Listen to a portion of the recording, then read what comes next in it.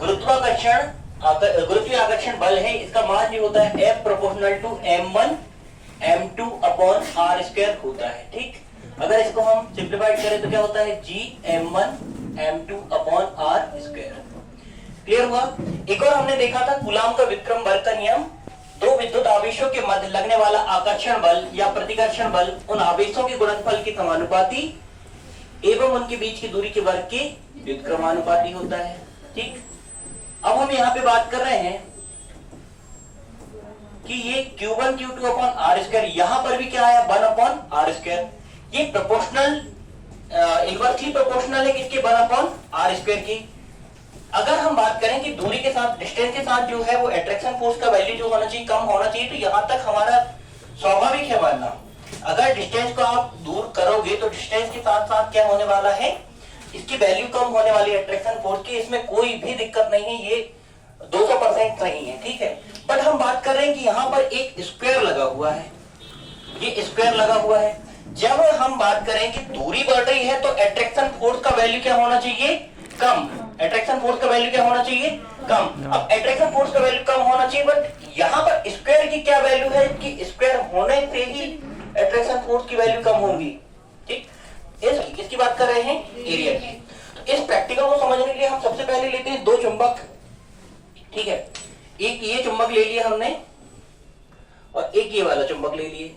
इन दोनों के बीच की डिस्टेंस कितनी है माना कि m है, कितनी है, या फिर यहां पर अल्फाबेट हमने m वगैरह यूज कर लिया, हम यहाँ पे c ले लेते हैं। कौन सा अल्फाबेट ले लिया हमने, c ले लिए। ठीक, अगर हम इन दोनों चुंबक को जितने पास लाएंगे उतना ज्यादा इनका क्या होगा, अट्रैक्शन फोर्स होगा। जितना दूर लेके जाएंगे उतना ज्यादा क्या होगा, मतलब कि अट्रैक्शन फोर्स की वैल्यू क्या होती जाएगी, कम होती जाएगी। ठीक, हमने क्या देखा कि डिस्टेंस की क्या है, प्रोपोर्शनल। डिस्टेंस की क्या है, प्रोपोर्शनल। अब थोड़ी सी और बात करते हैं, अगर इसका इस चुंबक का जो वैल्यू है वो किसके इक्वल है, ये जो चुंबक है ये इसकी जो वैल्यू है सिर्फ इतनी है, डिस्टेंस कितनी है, इतनी, एरिया इतना कवर अप किया। अगर एरिया थोड़ा सा और बढ़ा दे, चुंबक कितना बड़ा है, इतना बड़ा, चुंबक इतना बड़ा है और इनके बीच की डिस्टेंस भी कितनी है, c ही है। इनके बीच की डिस्टेंस कितनी है, c। तो अब मुझे बताइए आपकी ये जो c है, डिस्टेंस तो c ही है ना, डिस्टेंस कितनी है, c।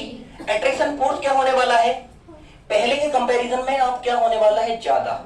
पहले के कंपैरिजन में आप क्या होने वाला है, ज्यादा, क्योंकि इसकी चुंबकनशीलता क्या है, ज्यादा, इसकी चुंबकनशीलता क्या है, ज्यादा।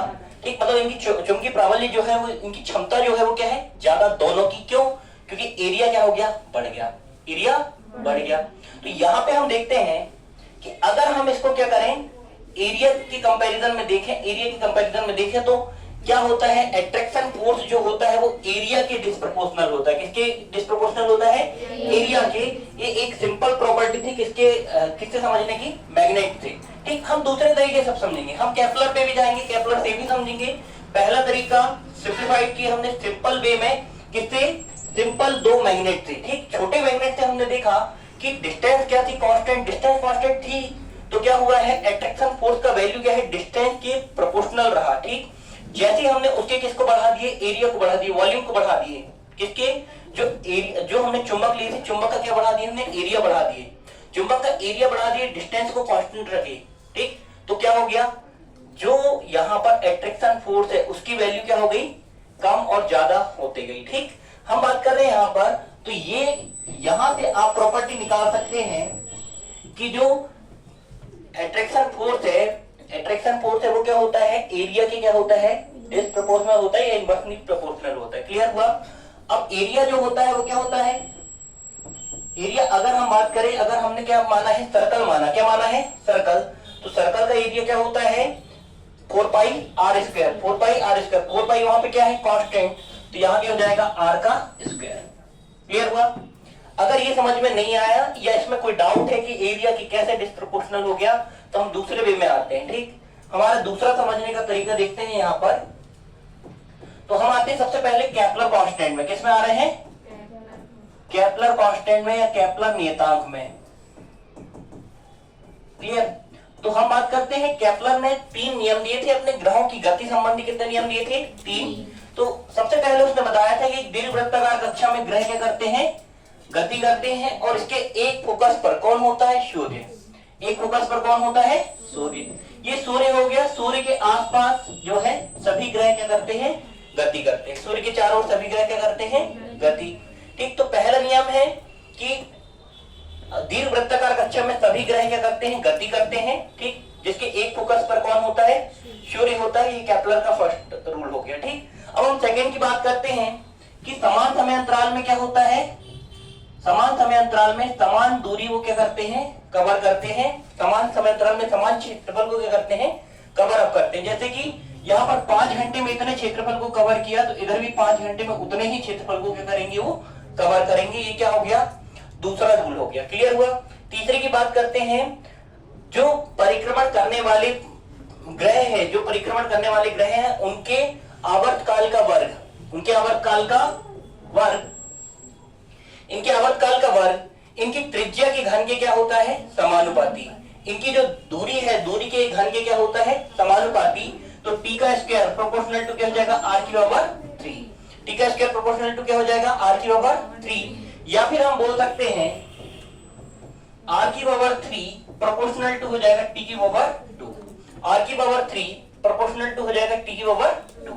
ठीक, अगर हम माने, अगर हम यहाँ पर देखें प्रोपोर्शनल का जब भी हम साइन को हटाते हैं तो क्या आ जाता है? कांस्टेंट आता है। क्या आता है? कांस्टेंट।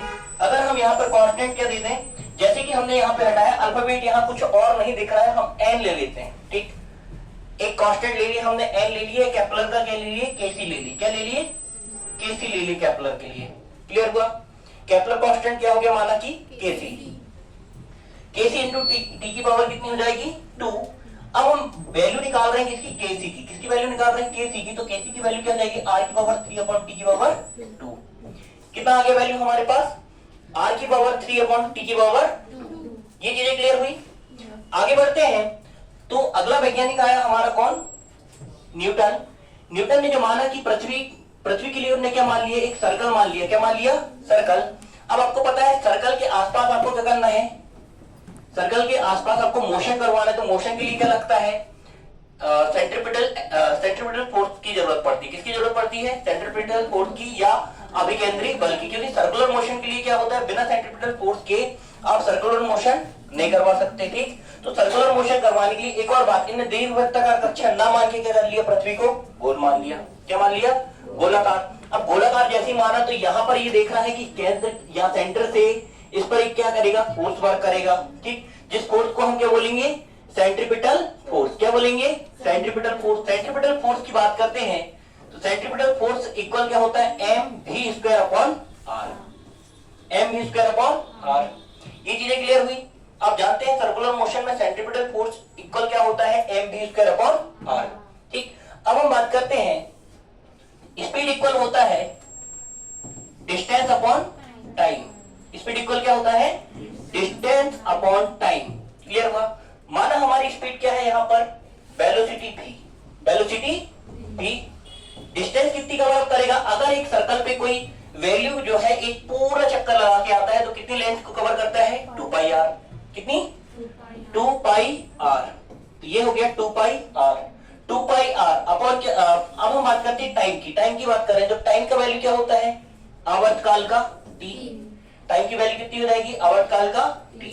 ठीक, क्योंकि टाइम पीरियड ले लेंगे ना, टाइम की जगह क्या ले लेंगे? Time period. क्योंकि कोई भी पिंड जो है एक बार पूरा चक्कर लगाता है तो उसको क्या में काउंट करते हैं? टाइम पीरियड में या आवर्तकाल में। क्लियर हुआ? अब हम बात करें इस इक्वेशन में जो है वो क्या लिखा हुआ है? v का स्क्वायर। क्या लिखा हुआ है? v का स्क्वायर। इस साइड पे हमारा जो इक्वेशन आया वो काय के लिए है? सिर्फ v के लिए। तो हम क्या कर देंगे? यहाँ पर स्क्वायर कर देंगे। क्या करेंगे? स्क्वायर। दोनों साइड का अगर स्क्वायर करते हैं क्या हो जाएगा? v स्क्वायर इक्वल हो जाएगा 2 का स्क्वायर 4 पाई का स्क्वायर इंटू आर का स्क्वायर अपॉन टी का स्क्वायर। क्लियर हुआ? हमारे पास जो वैल्यू आ गई वो क्या हो गई? अभी v स्क्वायर इक्वल हो जाएगा 4 pi square R square upon T square. Clear हुआ?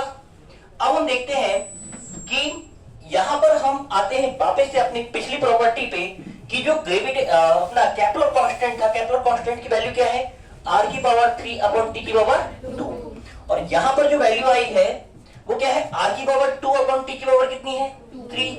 सॉरी, t की पावर 2 है। अब हमारे पास क्या बचता है कि उसको 3 बनाने के लिए क्या करना पड़ेगा? इस वाले इक्वेशन में r बाय आर से हम क्या कर दे मल्टीपल। अगर r बाय आर से मल्टीपल करते हैं तो क्या देखते हैं हम न्यू इक्वेशन देखते हैं v स्क्वायर इक्वल होता है, v स्क्वायर इक्वल कितना हो जाएगा 4 पाई स्क्वायर इंटू आर की पावर 3 हो गया, अपॉन कितना हो जाएगा r इंटू टी की पावर 2। अब आप देख रहे हो कि जो कि क्या है केपलर कांस्टेंट की इक्वल है। किसकी इक्वल है ये केपलर कांस्टेंट की इक्वल है।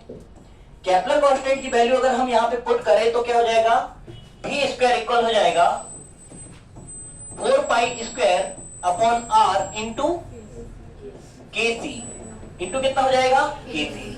अब इस वैल्यू को कहां लेके रख रहे हैं हम इस वाले सेंटीमीटर फोर्स पे। सेंटीमीटर फोर्स की वैल्यू कितनी है F से equal mv square upon r।